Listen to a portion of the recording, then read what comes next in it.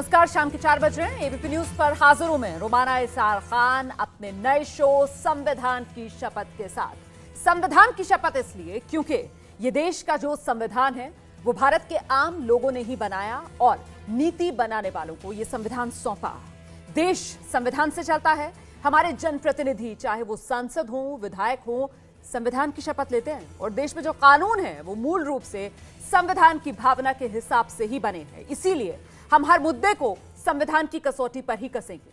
और अब बात आज के मुद्दे की।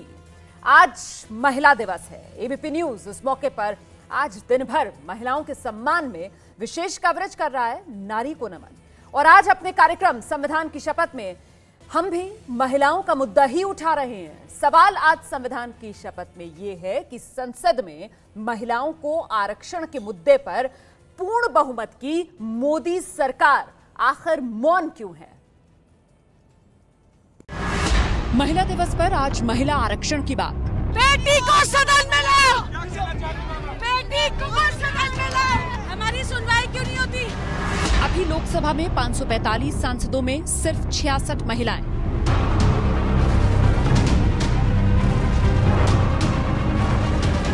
राज्यसभा में 245 सांसदों में सिर्फ 23 महिलाएं।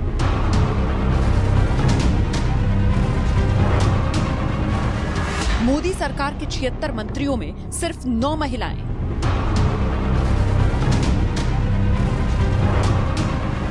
आधी आबादी को कब हक मिलेगा सरकार?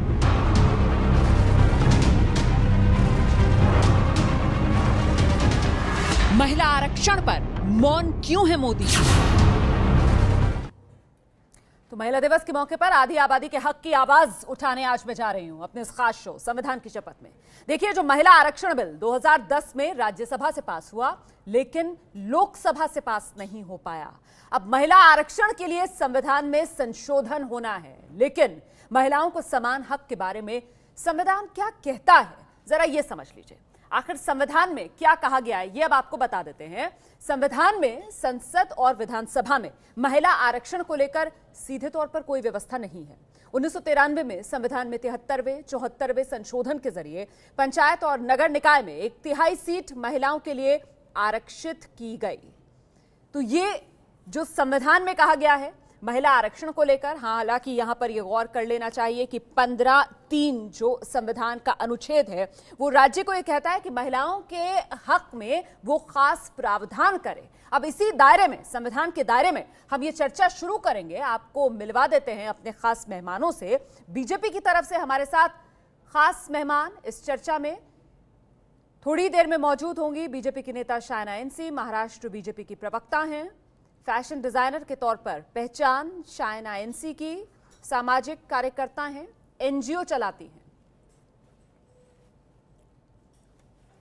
तो बीजेपी का पक्ष रखेंगी शायना एनसी। कांग्रेस का पक्ष रखने के लिए हमारे साथ कांग्रेस की तरफ से नेता जुड़ेंगी। रंजीत रंजन जो कांग्रेस पार्टी की प्रवक्ता हैं, बिहार के सुपौल से सांसद हैं रंजीत रंजन, टेनिस की खिलाड़ी रही हैं रंजीत रंजन।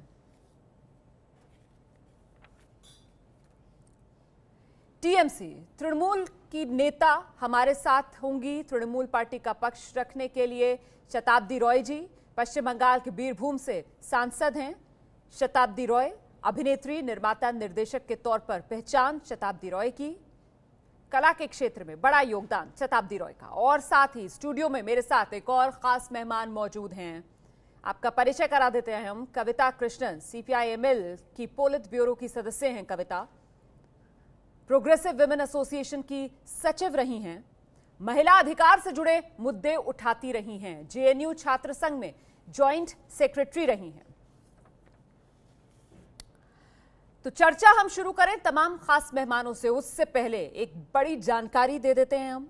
सभी से निवेदन है, खासतौर से उन मेहमानों से जो इस वक्त हमारे साथ जुड़े हैं इस कार्यक्रम में, कि एबीपी न्यूज पर गुजारिश आपसे मुद्दे से जुड़े अपने तर्क रखें और ऐसी बातें ना करें जिससे कि किसी की भावनाएं आहत हों, क्योंकि हमारा मकसद इस बहस में चर्चा करना है, शोर मचाना नहीं है।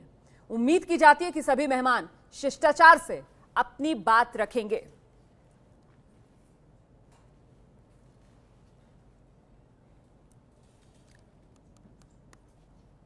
तो बीजेपी के नेता का इंतजार है। शुरुआत कर लेते हैं टीएमसी की तरफ से। हमारे साथ जो खास मेहमान यहां पर मौजूद हैं, शताब्दी जी, क्या लगता है आपको महिला आरक्षण के मुद्दे पर अब तक कदम क्यों नहीं उठाया गया?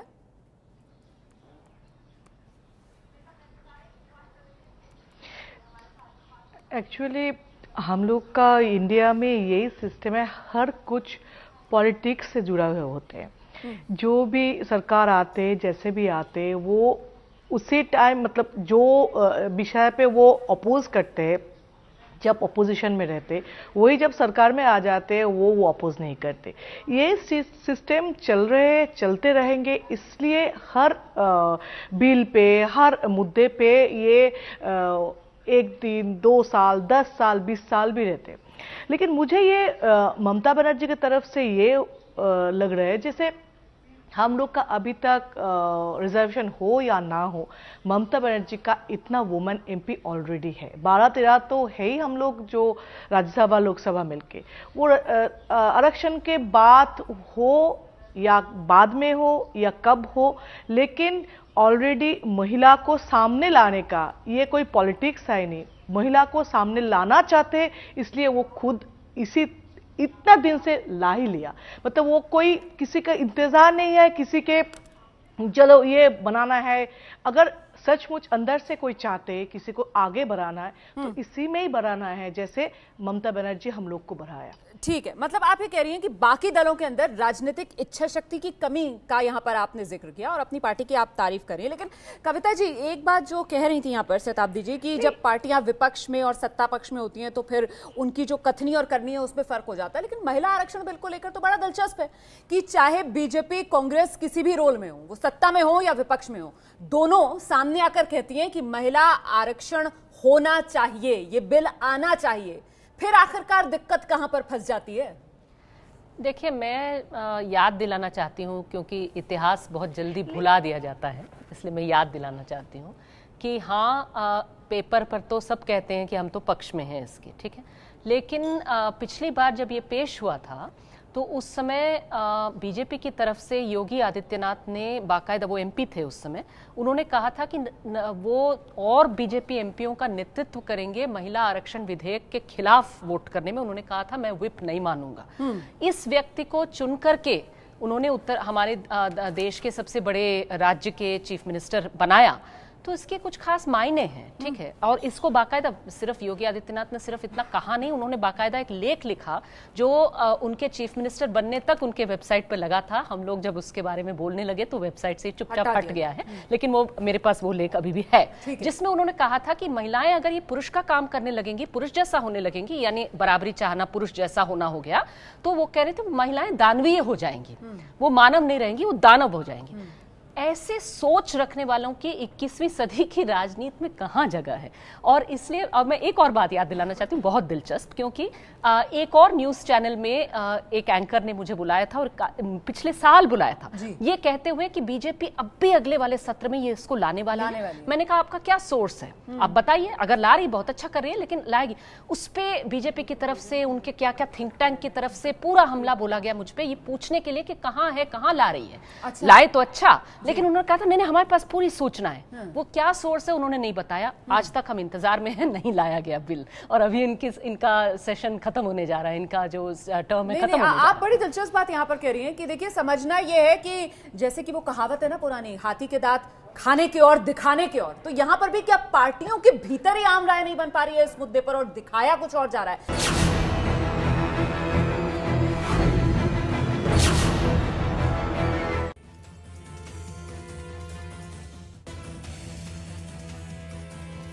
संविधान की शपथ देख रहे हैं आप, महिला दिवस का मौका, और हम बात कर रहे हैं महिला आरक्षण का मुद्दा। आखिरकार मौन क्यों है मोदी महिला आरक्षण के मुद्दे पर?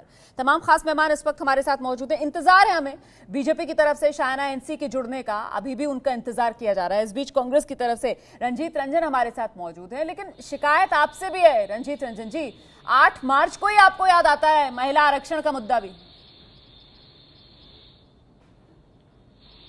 देखिए, अगर आप मुझसे एज अ पर्सनली पूछेंगे जी कि 8 मार्च को ही क्यों याद आता है, तो मैं तो कहूंगी कि मैंने हर जगह आज कहा कि मेरे ख्याल से तो महिला अंतर्राष्ट्रीय दिवस मनाना ही नहीं चाहिए, क्योंकि हर बार 365 दिन में एक दिन हमें यह एहसास कराया जाता है कि हम मजबूत नहीं हैं, हम कमजोर हैं, कहीं ना कहीं हमें मजबूती की जरूरत है, इसलिए अंतर्राष्ट्रीय दिवस मनाया जा रहा है। क्या कभी आपने देखा है कि पुरुष अंतर्राष्ट्रीय दिवस मनाया जा रहा है? नहीं मैडम, अब ये तो वो हो गया ना कि ग्लास में पानी है, अब वो आप देख लें कि चाहे वो आधा भरा ग्लास है या फिर आधा खाली ग्लास है, तो ये तो नजरिया हो सकता है, लेकिन कम से कम इस 8 मार्च की रस्मों के हिसाब से हम बैठकर चर्चा तो कर लेते हैं ना, और मौका मिल जाता है हम लोगों को सोचने का कि आखिरकार कहाँ हम बढ़ पा रहे हैं या नहीं बढ़ पा रहे हैं, या फिर हम जो कर रहे हैं उसमें कितनी सच्चाई है और कितना दोगलापन है। देखिए, मैं कहूंगी कि एक ही दिन क्यों करते हैं, क्यों नहीं हम डेली बेस पर इसके बारे में सोचते हैं कि क्या महिलाएं बराबरी पे पहुंची हैं। अब आप महिला रिजर्वेशन की बात कर रहे हैं, एक तो मैं कहूंगी कि महिला रिजर्वेशन सिर्फ सोल्यूशन नहीं है कि हम महिलाओं को स्ट्रेंथनिंग कर पाएंगे, लेकिन हाँ, जो इतनी बड़ी बड़ी बातें करते हैं, आप फुल मेजॉरिटी में आए हैं, कई बिल आपने अध्यादेश के माध्यम से पास कराए हैं, तो महिला बिल के लिए आप इतने पीछे क्यों हैं? आपने पहले भी देखा होगा कि लड़के झगड़ के आप जिस तरह से बिल लेके आते हैं, तो महिलाओं के लिए अगर आपके पास इतना दर्द है, आज प्रधानमंत्री भी राजस्थान में गए हैं, महिलाओं के साथ इंटरेक्ट करेंगे, तो पार्लियामेंट में आके इस महिला बिल को क्यों नहीं लेके आ रहे हैं? रंजीत जी, आप जो बात कर रही हैं वो बड़ी बात है मैडम, लेकिन अगर आपको, रंजीत जी, अगर आपको ऐसा लगता है कि महिला आरक्षण हल नहीं है, जैसा कि आप कह रही हैं कि आपको लगता है, तो फिर ये तो आपको चर्चा पार्टी के भीतर ही कर लेनी चाहिए थी ना। फिर सोनिया गांधी क्यों बाकायदा चिट्ठी लिखती है कि महिला आरक्षण बिल ले आना चाहिए मोदी सरकार को? पार्टी में तो आम सहमति बना लेना आप, ताकि जनता तो बेवकूफ ना बने ना।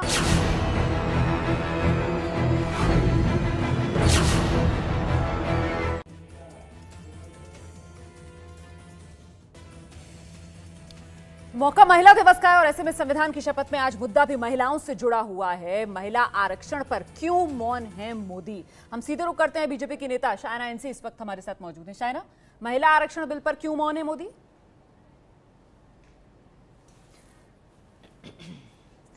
देखिए, सबसे पहले तो आपको ये स्वीकार करना पड़ेगा कि भारतीय जनता पार्टी केवल एकमात्र पार्टी है जहां संगठन में 33% आरक्षण है। बहुत सारे पार्टीज आए गए, कांग्रेस के शासनकाल में सोनिया गांधी उनके अध्यक्ष महिला होने के बावजूद बड़ी बड़ी बातें रिजर्वेशन बिल को लेके, जहां उनके पास नंबर्स थे लेकिन किसी ने पारित नहीं किया। हकीकत ये है और ये मानने की आवश्यकता है कि महिला के साथ नाइंसाफी ये सिर्फ भारत तक सीमित नहीं है या कोई देश तक सीमित नहीं है। अमेरिका जैसे प्रदेश भी आप देश देखें नहीं, तो वहां आपको पता चलेगा। मैडम भटकेंगे नहीं, मैडम भटकेंगे नहीं। आपने यहाँ पर बताया कि किस तरीके से बीजेपी संगठन जो है, आप कह रही है बीजेपी संगठन में 33% महिलाएं हैं, तो कम से कम अपनी पार्टी में अगर नजीर देनी थी तो टिकट भी दे देते ना मैडम। 33% महिलाओं को अपनी पार्टी के जरिए टिकट देकर उम्मीदवार बनाकर लोकसभा राज्यसभा में भी पहुंचा देते। वहां क्यों दिक्कत आ जाती है?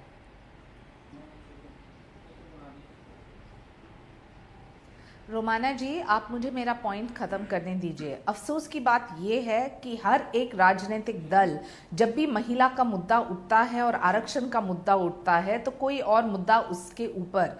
तो मैं मानती हूं कि हर एक राजनीतिक दल को एकजुट रहना है इस पूरे मुहिम को लेके। हमें संघर्ष करना है। मोदी जी ने आश्वासन दिया है और मैं मानती हूं कि 2019 तक कहीं ना कहीं ये आरक्षण को लेके ना सिर्फ, चलिए आपने 2019 एक जो आप तारीख यहां पर दे रही हैं उससे मुझे कुछ उम्मीद बनती हुई नजर आ रही है, क्योंकि लोग परेशान हैं कि आखिरकार मामला टलता आ रहा है। 1996 जब पहली बार लोकसभा में ये बिल आया था, लेकिन उसके बाद अब देख लीजिए आप 2018 में हम हैं और अभी भी कहीं नामो निशान है नहीं इस बिल का।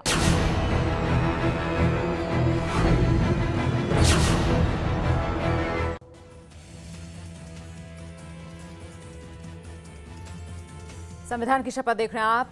अंतर्राष्ट्रीय महिला दिवस आज और ऐसे में मुद्दा हमारा महिलाओं से जुड़ा हुआ मुद्दा ये कि महिला आरक्षण पर क्यों मौन है पीएम मोदी। देखिए, महिला आरक्षण की मांग इसलिए शुरू हुई क्योंकि संविधान में महिलाओं को बराबरी का हक मिला हुआ है। आपको विस्तार से बताते हैं कि संविधान आखिरकार महिलाओं के हक के बारे में क्या कहता है।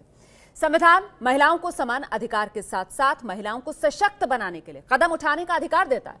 अनुच्छेद 14 के मुताबिक महिलाओं को समानता का अधिकार है। अनुच्छेद 39D में समान काम के लिए पुरुषों महिलाओं को समान वेतन मिले। अनुच्छेद 51A में महिलाओं को सम्मान को नुकसान पहुंचाने वाली परंपराओं को खत्म करने की बात कही गई है। तो संविधान में क्या कुछ कहा गया है ये आपने देखा। चर्चा आगे बढ़ा लेते हैं। तमाम खास मेहमान जो इस वक्त हमारे साथ मौजूद हैं। शायना एनसी, सवाल फिर से आपसे ही होगा। लोकसभा में पूर्ण बहुमत है, देश में 21 राज्यों में आपकी या सहयोगियों की सरकारें हैं, बावजूद इसके महिला आरक्षण बिल पर कदम क्यों नहीं बढ़ा रहे आगे?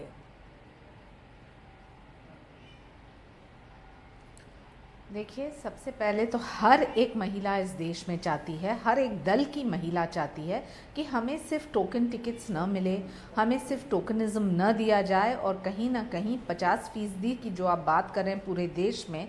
अफसोस की बात यह है कि आप चीन का उदाहरण लीजिए या पाकिस्तान का उदाहरण लीजिए, वहाँ भी रिप्रेजेंटेशन हमसे डबल है। तो मैं मानती हूँ कि समय आ गया है, संघर्ष करना पड़ेगा। हर एक राजनीतिक दल अपने नेतागण को समझाएं और समझ के उनको समझाएं कि 50% जो वोटर है वो बाहर नहीं आएगी जब तक महिला आरक्षण न हो। और आरक्षण की आवश्यकता है, जैसे कि मैंने कहा कि हर एक इलेक्शन में हमने देखा है कि महिलाओं को वही टिकट ये अच्छी बात है कि आप कह रही हैं आरक्षण की जरूरत है महिलाओं के लिए, लेकिन कविता, जो एक बड़ा खतरा यहाँ पर एक तरीके से जता दिया गया है शायना एनसी की तरफ से, ये नई बात नहीं है। हम देखते आए हैं इस देश में, सरपंच पति भी सुनते आए हैं यहाँ पर, हम इसके अलावा हम प्रधानपति भी सुनते आए हैं। तो ये खतरा बना हुआ है ना कि कहीं ये रस्मी ना हो जाए, विधायक पति, सांसद पति, ये भी आम चलन में आ जाए। नहीं, मैं ये पहले कहना चाहती हूँ कि तुरंत माने हमें अधिकार मिला नहीं तो उस अधिकार का क्या दुरुपयोग हो सकता है, तुरंत उस पर बातचीत मोड़ दी जाती है। अच्छा। उस पर आने से पहले मैं ये कहना चाहती हूँ कि ये जो जनरल बातें हैं, सब लोग अपने सरकार अपने पार्टियों को कहें और क्या क्या, भाई आपकी बहुमत है, आपके प्रधानमंत्री हैं, वो उसको पेश करते। मेरा कहना है कि अभी पेश करने पर भी वो 2018-19 के चुनावों में नहीं काम आने वाला। अगर आप 5 साल थे पूर्ण बहुमत के साथ, तो 4 साल बीत गए हैं उसमें, वो पेश करते समय पर, तभी तो वो लागू होता। पेश करते और उसके बाद सबका पता चल जाता कि भाई वो पेश होने में क्या दिक्कत हो रही। पेश होना तो आपके नेताओं के हाथ में, जिनको आप कहते हैं वो बड़े महापुरुष हैं, महिलाओं के अधिकारों की बातें आज भी कर रहे हैं। मैं ये क्या पूछ रहा हूं, बाद में कड़वाहट के साथ बात रखेंगे। ठीक है, आप कह रही हैं कि एक कदम तो उठाया जा सकता है।